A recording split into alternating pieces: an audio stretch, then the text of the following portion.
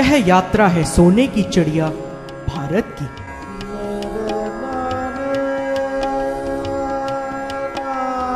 भारत जो कि विभिन्न धर्मों व संस्कृतियों का महाकुंभ है। भारत जहाँ की पावन भूमि वनों, समुद्रों, रेगिस्तानों व बर्फ के पहाड़ों से आच्छादित है। भारत जिसकी कोख में न जाने कितने रहस्य छिपे हैं। भारत जो कि हमारा अपना है।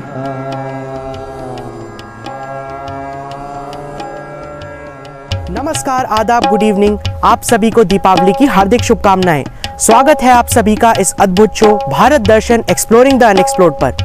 दोस्तों, इस शो पर हम आपको ले जाते हैं अतुल्य भारत के कुछ ऐसे अनछुए व अनदेखे पर्यटन स्थलों पर जो अपनी प्राचीन संस्कृतियों व गौरवपूर्ण इतिहास के बावजूद भी अक्सर अनदेखे व अनएक्सप्लोर्ड रह जाते हैं। और साथ ही हम कोशिश करते हैं हमारे महाग्रंथों और प्राचीन पुराणों को हमारे चारों ओर मौजूद स्थानों के परिप्रेक्ष्य में देखने की, जिससे हमारी आने वाली पीढ़ियां इन रचनाओं को सिर्फ कल्पना मात्र न मानकर इन्हें ऐतिहासिक दस्तावेजों के समरूप माने। तो इसी क्रम में आज हम आपको ले जा रहे हैं गुप्त गोदावरी, जो मध्य प्रदेश के सतना जिले में स्थित है। गुप्त गोदावरी में हम एक्सप्लोर करेंगे वहां की अति प्राचीन प्राकृतिक गुफाओं को, जो महाग्रंथ रामायण व अन्य पुराणों में अपनी प्राकृतिक सुंदरता व अति प्राचीन इतिहास के कारण वर्णित है। तो fasten your seat belts and here we go. साथियों, हम सफर कर रहे हैं नेशनल हाईवे 22 पर। सड़क का घुमाव मन को रोमांचित कर रहा है। रास्ता बहुत बढ़िया है तथा उस पर ट्रैफिक भी ज्यादा नहीं है। सड़क के दोनों ओर हरियाली आ गई है। लगता है कोई पानी का स्थान समीप ही है। देखा, सही कहा था ना मैंने। सामने दिख रहा है यमुना ब्रिज का बोर्ड। हम पार कर रहे हैं यमुना नदी को, जिसका पानी सूर्य के प्रकाश से चांदी के समान चमक रहा है। यह यमुना पुल बहुत ही लंबा है साथियों। यहाँ नदी का पाट बड़ा चौड़ा है। कहते हैं बरसात के दिनों में नदी का जलस्तर इतना बढ़ जाता है कि यह कई बार पुल के ऊपर से बहने लगती है। अतः बरसात के मौसम में हमें सावधानी पूर्वक पुल पार करना चाहिए दोस्तों। जैसे जैसे हम आगे बढ़ रहे हैं, हरियाली भी बढ़ती जा रही है। हम शहरी सीमा को लांघ वन्य क्षेत्र में प्रवेश कर रहे हैं। हम गुजर रहे हैं मध्य प्रदेश के एक पारंपरिक गांव से। जिस वन्य क्षेत्र की हम बात कर रहे हैं वह है मध्य प्रदेश का सुप्रसिद्ध पन्ना नेशनल पार्क। इस वन में साल के वृक्षों की भरमार है दोस्तों। मध्य प्रदेश सुप्रसिद्ध टीक वुड यानी साल की लकड़ी के उत्पादन व गुणवत्ता के लिए विश्व प्रसिद्ध है। जंगल में स्पॉटेड डियर व सांबर डियर दिखाई दे रहे हैं। यह है केन नदी, जो कि पन्ना नेशनल पार्क की लाइफलाइन मानी जाती है। सूर्यास्त का दृश्य कैसा अद्वितीय लग रहा है। थोड़ा और आगे चलते ही हम पहुंच जाते हैं अपने गंतव्य की ओर। तो चलिए गाड़ी पार्क करके हम चलते हैं इस छोटे से खूबसूरत ट्रैक पर गुप्त गोदावरी की प्राचीन गुफाओं को देखने के लिए। थोड़ी जानकारी देता हूं इन गुफाओं के बारे में आपको। दोस्तों, गुप्त गोदावरी के विषय में हमारे पुराणों में वर्णन है कि त्रेता युग में श्री राम के निवास हेतु देवताओं ने इन गुफाओं को पहले ही निर्मित कर लिया था। और गोस्वामी तुलसीदास जी ने भी लिखा है कि इस स्थान पर अप्सराएं नित्य प्रति आकर नृत्य करती थीं। महर्षि वाल्मीकि के अनुसार यह स्थान ब्रह्म भवन तुल्य ही रमणीक व मनोहर था तथा सदा ब्रह्म घोष से निनादित रहता था। मध्य भारत में विंध्य पर्वत श्रेणियों पर स्थित यह प्राकृतिक गुफाएं आज भी कई सदियों से अपनी प्राकृतिक छटा बिखेर रही हैं। रामचंद्र सीता सहित लखन कुमार समेत विचरत गुप्त गोदावरी सुमिरत अभिमत देत। मित्रों, गुप्त गोदावरी की गुफाओं का विवरण श्री गोस्वामी तुलसीदास जी व अन्य महाकवियों की रचनाओं में देखने को मिलता है। इस तथ्य को यहाँ दीवार पर लिखी हुई पंक्तियां साकार करती हैं। जो कुंड हम देख रहे हैं वे गुफाओं के नीचे स्थित है।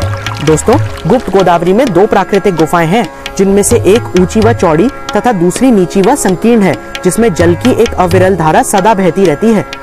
मित्रों, मान्यताओं के अनुसार गोदावरी नदी, जिसका उद्गम स्थान महाराष्ट्र में स्थित नासिक है, यहाँ इन गुफाओं में गुप्त रूप से प्रकट हुई और गुफाओं से बाहर बहने पर इसी कुंड में जा गिरी। फिर इसके उपरांत ये इस कुंड से दोबारा गुप्त हो गईं। यहाँ हम वह छोटी छोटी जलधाराएं देख सकते हैं जो गुफाओं से बहती हुई कुंड में प्रवाहित हो रही हैं। तो मित्रों, चलिए ऊपर गुफाओं की ओर प्रस्थान करते हैं। सबसे पहले हम प्रथम गुफा में प्रवेश करते हैं। इस गुफा का प्रवेश स्थल बेहद संकीर्ण है तथा यहाँ एक समय पर एक व्यक्ति ही मुश्किल से प्रवेश कर सकता है। ऊपर चट्टान के पत्थर काफी नीचे होने के कारण हम अपने सिर को बचाते हुए सावधानी पूर्वक आगे बढ़ते हैं। इस गुफा के विशाल स्वरूप की अनुभूति तो इसके अंदर पहुंचने पर ही की जा सकती है। बाहर से तो इसकी थिएटर नुमा भव्यता का अंदाज लगाना ही नामुमकिन था। अद्भुत, बहुत ही शानदार। प्राचीन काल में इन गुफाओं में घोर अंधकार व्याप्त था, परंतु अब यहाँ सरकार द्वारा बिजली की उत्तम व्यवस्था की गई है। जैसा कि हमने बताया था, इन गुफाओं में श्री राम, माँ सीता और लक्ष्मण ने काफी समय व्यतीत किया था। तो चलिए बढ़ते हैं गुफा में स्थित प्रथम मंदिर के दर्शन के लिए।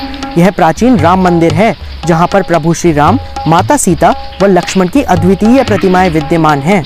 अब आगे बढ़ते हैं सूया माता के दर्शन के लिए। माँ सूया की प्राचीन मूर्ति है, अद्भुत छटा बिखेर रही है। तो चलिए इस स्थान की महत्ता के बारे में यहाँ के पंडित जी से पूछते हैं। और ये गुफाएं भगवान श्री राम के त्रेता युग में वनवास काल में आने के पहले देवताओं ने बनाया था। भगवान राम आएंगे पहले से उनके लिए। और पंडित जी गुप्त गोदावरी क्यों कहते हैं इसको? गुप्त गोदावरी जो कि नासिक से गुप्त रूप से आकर के यहाँ प्रकट हुई। अच्छा। और बाहर जाके गुप्त हो गई। अच्छा, वापस गुप्त हो गई। हाँ, इसीलिए उस स्थान का नाम। तो यहाँ जो पानी की जलधार निकले वो मतलब वो वहाँ दिख रही है, कुंड है वहाँ। आगे बढ़ते हैं धनुष कुंड की ओर। गुफा में ही स्थित यह कुंड सदा जल से भरा रहता है तथा इसकी गहराई का अंदाजा लगाना ही बड़ा मुश्किल है। यहाँ बहुत ही ज्यादा फिसलन है, इसीलिए संभल कर आगे चलना होगा। हम चट्टानों का सहारा लेकर धीरे धीरे आगे बढ़ रहे हैं, क्योंकि जरा सा संतुलन बिगड़ा तो सीधा जा गिरेंगे कुंड में। इन गुफाओं में निवास के दौरान एक बार मयंक नामक एक राक्षस माँ सीता के वस्त्र चुराकर भाग रहा था। तब लक्ष्मण ने उसे पकड़कर पत्थर में तब्दील हो जाने का श्राप दे दिया। इन गुफाओं में प्राकृतिक रूप से मौजूद भूरे रंग की चट्टानों के मध्य एक विचित्र काले रंग का पत्थर पाया जाता है दोस्तों, जो ऊपर छत पर लटका हुआ है। मान्यताओं के अनुसार यह वही राक्षस मयंक है। तो आइए इसके बारे में और जानकारी लेते हैं पंडित जी से। ऊपर एक काला पत्थर लटका है, खटखटा चोर मयंक राक्षस सीता माँ के वस्त्र चुरा करके भगा था। तो लक्ष्मण जी ने उसको ऊपर लटका दिया और श्राप दे दिया कि पत्थर हो जाओ। तो पत्थर हो गया। किधर था वो? ऊपर लटका हुआ है। क्षेत्रीय भाषा में उसको खटखटा चोर कहते हैं। खटखटा चोर। तो हम देख रहे हैं वही काला पत्थर जो इस क्षेत्र में खटखटा चोर के नाम से भी जाना जाता है। आपको ठीक से दिखाने के लिए कैमरे को नाइट विजन में टर्न करता हूँ। लगता है मैं यहाँ सबसे पीछे रह गया हूँ। भाई रुकिए, मैं भी आ रहा हूँ। यह गुफाएं लाइमस्टोन पत्थर से बनी हुई है दोस्तों। जिस गुफा से अभी हम बाहर आए हैं उसकी न्यूनतम ऊंचाई थी 1.55 मीटर और जिस गुफा की ओर अब हम प्रस्थान कर रहे हैं वह तो और भी नीची है। तो अब प्रथम गुफा से बाहर निकलकर हम आगे चलते हैं द्वितीय गुफा की ओर। दोस्तों, हमने आपको बताया था कि इस गुफा में निरंतर जलधारा प्रवाहित होती रहती है। हमारे गाइड पंडित जी हमें आगे का मार्ग दिखा रहे हैं। पहली गुफा से बिल्कुल विपरीत यह गुफा बड़ी ही पतली और सुरंगनुमा है। मित्रों, गुप्त गोदावरी की एक अति विशिष्ट विशेषता भी है और वह है यहाँ की गुफा की दीवारों पर मौजूद अति सुंदर कलाकृतियां और बेहद खूबसूरत पैटर्न्स। अरे वाह, हम यहाँ ऊपर चट्टानों पर अद्भुत कलाकारी देख रहे हैं। प्रकृति ने स्वयं ही इन बेल बूटों की कलाकृतियों को उत्कीर्ण कर दिया है। तो दोस्तों, ऐसे अतुल्य प्राचीन स्थलों के नाम भारत दर्शन का संदेश। पत्थरों पर रचित इस अनूठे संसार की छटा आप अपना नाम लिखकर खराब ना करें। जब यह सुंदर विरासत हमारी अपनी है तो इसे बचाए रखने की जिम्मेदारी भी हमारी अपनी ही है। पंडित जी हमें यहाँ की एक अन्य अद्भुत प्राकृतिक संरचना के बारे में बताते हैं। यहाँ ऊपर है 3 शेषनागों की अलौकिक आकृति जो मान्यताओं के अनुसार भगवान विष्णु रूप श्री राम को उनके वनवास के दौरान छाया देने हेतु प्राकृतिक रूप से निर्मित हुई। तीन शेषनाग भगवान की छाया की। आगे बढ़ते ही अचानक पानी में नीचे नुकीले पत्थर आ गए हैं दोस्तों। वाकई बड़ा कठिन हो रहा है इन पर चलना। दोस्तों, हम पानी के तापमान में अचानक ही वृद्धि महसूस करने लगे हैं, अर्थात पानी कुछ गर्म हो गया है। पर यह गुनगुना पानी भी बेहद नुकीले पत्थरों की चुभन को कम करने में जरा भी कारगर नहीं हो रहा है। हमारी टीम ने पानी के तापमान को गुफा के प्रवेश द्वार तथा यहाँ मध्य गुफा में नापने पर यह पाया कि पानी का तापमान 24 डिग्री सेल्सियस से बढ़कर 26.5 डिग्री सेल्सियस हो गया है। आश्चर्यजनक है दोस्तों। अब आप देख रहे हैं कि मार्ग बेहद संकीर्ण हो गया है। इस नैरो रास्ते पर नुकीले पत्थरों के ऊपर चलना अब बेहद कष्टकारी हो रहा है। पानी की गहराई भी काफी बढ़ गई है। पानी की सतह ऊपर हमारे घुटनों तक आ पहुंची है। यहाँ मौजूद लोग हमारी हौसला अफजाई करते हैं, पर इस नी डीप वाटर में चलना भी किसी रोमांचकारी अनुभव से कम नहीं है दोस्तों। पानी अब और भी गहरा हो गया है। प्राचीन काल में इन गुफाओं में घोर अंधेरे के कारण यहाँ आ पाना काफी मुश्किल कार्य रहा करता होगा। गुफा के आखिरी छोर तक पहुँचते पहुँचते पानी की गहराई कम होने लगी है। यहाँ कुछ अंधेरा है दोस्तों। हम सावधानी पूर्वक धीरे धीरे आगे बढ़ते हैं। एक और बात जो आपको बताना चाहूँगा वह है इस गुफा में हजारों चमगादड़ों की मौजूदगी। दोस्तों, यहाँ ठंडक व अंधेरा होने के कारण ये जीव ऐसी गुफाओं में पाए जाते हैं। यहाँ हम उन्हें ऊपर छत पर लटका हुआ देख रहे हैं। हमारी इस यात्रा में काफ़ी जगह ये चमगादड़ हमें दिखाई दिए। यहाँ भी हम हर ओर इन्हें बैठा देख सकते हैं। चलिए इन सुंदर जीवों की कुछ तस्वीर खींच ली जाए, मगर इन बैट्स के आराम में खलल न डालते हुए।